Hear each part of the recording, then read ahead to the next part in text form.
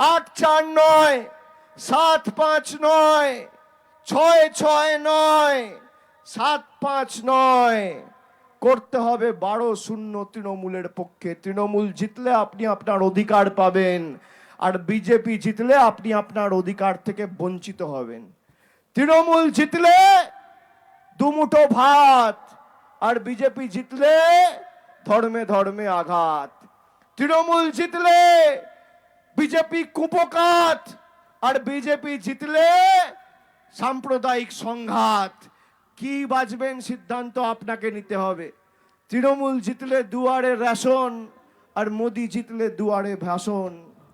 তৃণমূল জিতলে মানুষের পাতে ভাত, আর বিজেপি জিতলে খালি মোদিজির মন কি বাত। কি নেবেন সিদ্ধান্ত আপনার। আমরা তথ্য পরিসংখ্যান দিয়ে লড়াই করি মায়েরা। আপনারা যারা আমার কথা শুনছেন, লক্ষ্মীর ভান্ডার পান?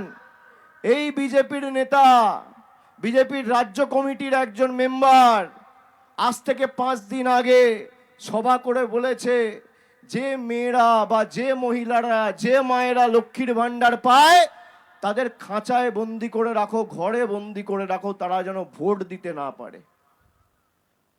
মায়েদের বিজেপির নেতারা বন্দি করে রাখতে চায়। আমি বলবো, ভোটের রেজাল্ট যেদিন বেরোবে, দিল্লি দেখবে কে কাকে বন্দি করেছে। চলবে না অন্যায়, টিকবে না ফন্দি। মায়েদের আদালতে মোদি বাবুকে হতে হবে বন্দি। লক্ষ্মীর ভান্ডার বন্ধ করবে, আমাদের জলের টাকা, রাস্তার টাকা, আবাসের টাকা, গরিব মানুষের 100 দিনের টাকা বন্ধ করে পেরেছে আটকাতে? 20,000 কিলোমিটারের রাস্তার কাজ শুরু করেছে মমতা ব্যানার্জির সরকার 8,000 কোটি টাকা খরচা করে। আজকে এই যে লক্ষ্মীর ভান্ডার দেয় আপনাদের, খালি সারা বাংলা জুড়ে 2,30,00,000 মায়েদের লক্ষ্মীর ভান্ডার দিতে প্রতি বছর আমাদের সরকার খরচা করে 27,000 কোটি টাকা।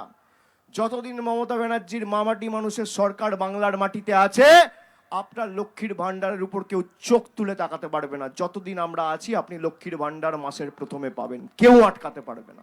এটা আমাদের কথা, এটা আমাদের শপথ, এটা আমাদের কমিটমেন্ট।